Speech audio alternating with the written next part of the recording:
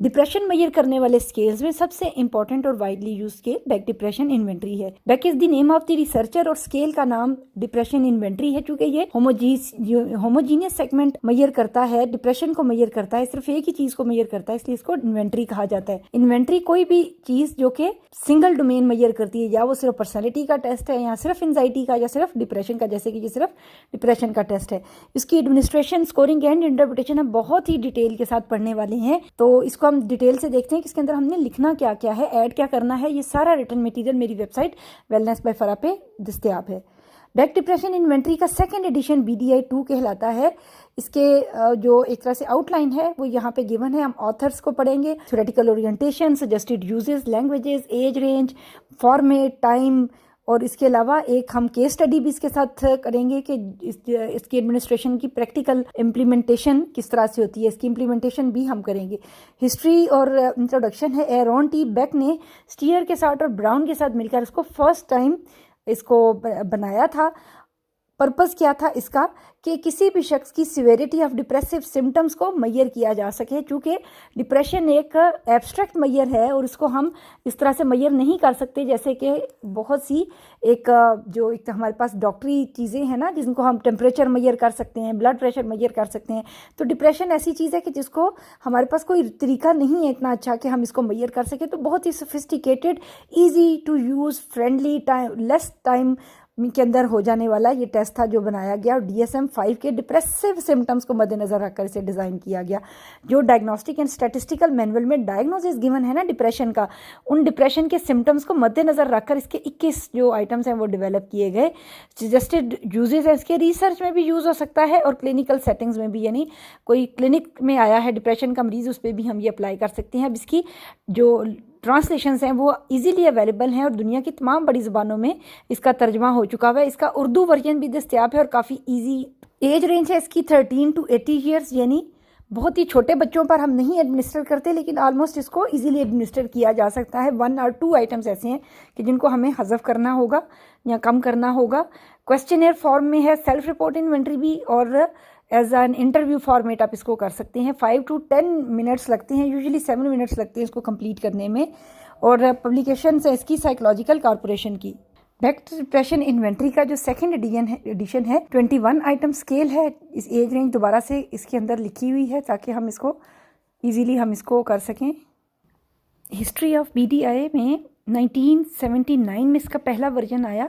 उसके बाद जब इसकी मॉडिफिकेशन की गई तो 4 new types of items add किए गए। वेट लॉस के बारे में, बॉडी इमेज के बारे में, सोमेटिक प्री ऑक्यूपेशन और वर्क डिफ़िकल्टी, ये 4 आइटम्स उसके बाद एक्स्ट्रा ऐड किए गए। और जो इनिशियल आइटम्स थे उनको, जो BDI 1 में थे, उनमें agitation, worthlessness, concentration difficulty and loss of energy, ये रिमूव कर दिए गए। 2 items were change to allow for an increase as well as decrease in appetite and sleep. Many of the regional items have been reworded, यानी कुछ अल्फाज की या vocabulary के भी चेंजेस किए गए ताकि ये ज़्यादा ईजी हो जाए और ईजीली अंडरस्टैंड की जा सके। BDI 2 has gone through substantial revision, इस तरह से इसकी ये रिवीजन की गई। समरी है जो इन दोनों आइटम्स की, उसमें ये अगेन ये सारे के सारे नंबर ऑफ़ आइटम्स हैं जिनके ऊपर ये अभी मॉडर्न डे का BDI बनाया हुआ है। ये फर्स्ट इनिशियल स्टेटमेंट्स थी, जहाँ से उसके बाद 4 आइटम लिकर टाइप स्केल के ऊपर इसकी कैटेगराइजेशन की गई थी। इसके अंदर आइटम्स हैं ये सारे जिस तरह हमारे पास जो ओरिजिनल अब फॉर्मेट में दस्तयाब है। सैडनेस है, पेसिमिज्म से related, sense of failure, self dissatisfaction, guilt, punishment, self dislike, self accusation, suicidal tendencies, crying spells, inability to move, social loss, indecisiveness, body image, insomnia के, fatigue के, loss of change, weight loss, somatic item, ये loss of libido 21st item, ये 21 item जो कि अब जो हमारे पास BDI का स्केल है उसमें ये इसी तरह से शामिल हैं। क्लिनिकल यूज़ में भी जिस तरह इसकी जो एज रेंज है वो हम देखेंगे, और उसके बाद ये कि इसके ऊपर हम बेस नहीं कर सकते हैं कि हम डायग्नोसिस ही सोलली BDI के ऊपर बेस करें, बल्कि ये सिर्फ एक एडिटिव कंपोनेंट देगी कि जब हमने कोई क्लिनिकल डायग्नोसिस बनाया हुआ है तो हम उसको कंफर्म कर लें और उसको इजीली हम उसके रेंज ऑफ सिम्टम्स और सेवेरिटी का अंदाज़ा लगा सकें। उस पॉइंट ऑफ व्यू से it is not a diagnostic measure, it is just a scale for measure in depression based on DSM। Administration क्या है? It is both self administered, कि आप उसको हाथ में दे दें और वो खुद से आपको करके दे दे, या फिर इंटरव्यू फॉर्मेट में भी किया जा सकता है। पास्ट 2 वीक्स के अंदर जो पेशेंट महसूस कर रहा है उसको उसने रिकॉर्ड करना होता है। स्कोरिंग के लिए 4 पॉइंट लिकर्ट स्केल इसके अंदर मुतारफ़ कराया गया है 0 से 3 की रेंज में। Low score means no depression, high score means greater depression. Highest score can be achieved 63, यानी जिनको सीवियर डिप्रेशन है 63 तक का स्केल वो उनका हाई अचीवर्स वो ले सकेंगे। On item 16 and 18, the presence of increase or decrease in symptoms should be clinically noted। ये अलग से हमें इसको देखना होगा, सुसाइडल आइटम्स को भी अलग से नोटिस करना होगा। इंटरप्रिटेशन पे हम आएंगे, बहुत ही इजी इंटरप्रिटेशन गिवन है कट ऑफ स्कोर्स के साथ कि हम उसको कैलकुलेट करते हैं और उसके बाद हम इंटरप्रिटेशन टेबल पे चले जाएंगे। 0 to 13 का मतलब है कि तकरीबन कोई डिप्रेशन नहीं है, 14 to 19 में mild range of depression, 20 to 28 moderate और 29 to 63 पे सीवियर डिप्रेशन है। मॉडरेट और सीवियर डिप्रेशन की सूरत में ज़रूरी है कि हम पेशेंट को क्लिनिकल सपोर्ट फ्राहम करें और उसको साइकोथेरेपी प्लस मेडिकेशन की ज़रूरत हो सकती है। इसकी रिलायबिलिटी के ऊपर भी, इंटर आइटम कंसिस्टेंसी के ऊपर भी, इन सब साइकोमेट्रिक टेस्टिंग के ऊपर बहुत काम हुआ, क्योंकि बहुत सोफिस्टिकेटेड टेस्ट है। तो इसके हवाले से जो इसके साइकोमेट्रिक मैयर्स हैं वो उसमें इन test retest reliability, content validity, convergent और डिस्क्रिमिनेंट वैलिडिटी, इन सब के ऊपर काम हुआ है। और ये सारे जो स्केल थे इनके साथ इनकी डिस्क्रिमिनेंट वैलिडिटी और कन्वर्जेंट वैलिडिटी निकाली गई। कन्वर्जेंट वैलिडिटी का मतलब है कि कोई और स्केल जो डिप्रेशन मेजर करता है उसने भी किसी पेशेंट को अगर सीवियर डिप्रेशन का उसके स्क्रीन आउट किया है तो बीडीआई ने भी उसी पेशेंट को उतने ही मार्क्स के साथ स्क्रीन आउट किया है। तो ये कन्वर्ज कर रहे हैं एक ही साइड पे, इस चीज़ को कन्वर्जेंट कहेंगे। अब मैं आपके साथ साइकोलॉजिकल केस रिपोर्ट इसकी बताऊंगी आपको। नेम लिखेंगे, एड्रेस लिखेंगे, पेशेंट का एज लिखेंगे, ये बायोडाटा है, ये आप देख लें। इसके अंदर कम से कम हमने ये चीज़ें लिखनी हुआ करती हैं। उसके बाद जो हमारे पास चीज़ें हो, ज़ाहिर है हमारे पास स्केल होना चाहिए, एग्जामिनर कौन है उसका नाम लिखेंगे।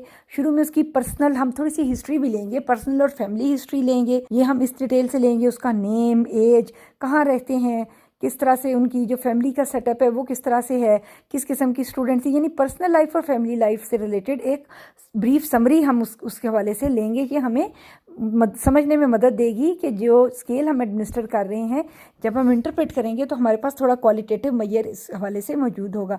कोई मेडिकल हिस्ट्री तो नहीं है उसकी पेशेंट की, उस हवाले से हमारे पास एक यूज़फुल इन्फॉर्मेशन हो सकती है।